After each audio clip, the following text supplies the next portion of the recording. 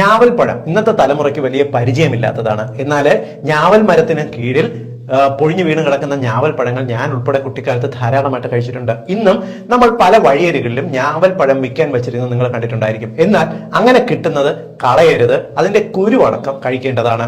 പ്രധാനപ്പെട്ട ഗുണങ്ങൾ പറഞ്ഞുതരാം. ഞാവൽപ്പഴം കഴിച്ചു കഴിഞ്ഞാൽ നമ്മുടെ പ്രമേഹ രോഗം നിയന്ത്രണത്തിൽ വരുമെന്ന് കേട്ടിട്ടില്ലേ? അതിന്റെ കാരണം നമ്മുടെ ശരീരത്തിന്റെ ഇൻസുലിൻ സെൻസിറ്റിവിറ്റി വർദ്ധിപ്പിക്കുന്നതിന്, ആ വഴിക്ക് നമുക്ക് പ്രമേഹം കൺട്രോളിൽ കൊണ്ടുവരുന്നതിന്, ടൈപ്പ് 2 പ്രമേഹ രോഗ സാധ്യതയെ ഇല്ലാതാക്കുന്നതിന്, അമിതവണ്ണം കുറയ്ക്കുന്നതിന്, കൊളസ്ട്രോൾ ടെൻഡൻസി ആ വഴിക്ക് കുറയ്ക്കുന്നതിനെല്ലാം തന്നെ ഈ ഞാവൽപ്പഴം കഴിക്കുന്നത് നല്ലതാണ്. അതുകൊണ്ട് കിട്ടിയാൽ ഞാവൽപ്പഴം കളയരുത്. ഇത് മാത്രമല്ല ഞാവൽപ്പഴത്തിന്റെ ഗുണം, ഇതിനകത്തുള്ള ആന്റി ഓക്സിഡൻസ് നമ്മുടെ ശരീരത്തിനകത്തുണ്ടാകുന്ന ഇൻഫ്ലമേഷനെ, നീർക്കെട്ടിനെ കുറയ്ക്കാൻ സഹായിക്കുന്നു.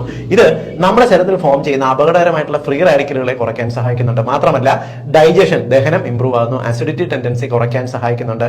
മാത്രമല്ല നമ്മുടെ മെറ്റബോളിസം ഇംപ്രൂവ് ചെയ്യുന്ന വഴിക്ക് നിങ്ങളിപ്പോൾ വ്യായാമമൊക്കെ ചെയ്യുന്നുണ്ടെങ്കിൽ ഇത് പെട്ടെന്ന് തന്നെ നിങ്ങളുടെ ഫാറ്റ് ബേൺ ചെയ്ത് പോകുന്നതിനും വണ്ണം കുറയാൻ, മെലിയാൻ ഇത് സഹായിക്കുകയും ചെയ്യും. നമ്മുടെ എനർജി മെറ്റബോളിസം വർദ്ധിപ്പിക്കുകയും ചെയ്യും. പലപ്പോഴും ഞാവൽപ്പഴം കഴിച്ചു കഴിഞ്ഞാൽ നമ്മുടെ നാവിന് നല്ല കടും പിങ്ക് അല്ലെങ്കിൽ പർപ്പിൾ കളർ വരുന്നത് നിങ്ങൾ ശ്രദ്ധിച്ചിട്ടുണ്ടായിരിക്കാം. ഇത്തരത്തിൽ നാവിനൊരു നീല കളർ വരുന്നത് കാണാൻ തന്നെ നമ്മൾ ഇത് കഴിക്കാറുണ്ട്. എന്നാൽ ഞാവൽപ്പഴം കഴിച്ചിട്ട് നമ്മുടെ നാട്ടിൽ എല്ലാവരും കുരു തുപ്പിയാൻ കളയുകയാണ് ചെയ്യുന്നത്. എന്നാൽ ചെയ്യരുത്. കുരുവിനെ നിങ്ങൾ സെപ്പറേറ്റ് ചെയ്തെടുത്ത് വയ്ക്കുക. എന്നിട്ട് കഴിയുന്നത്ര വെയിലത്തിട്ട് ഉണക്കുക.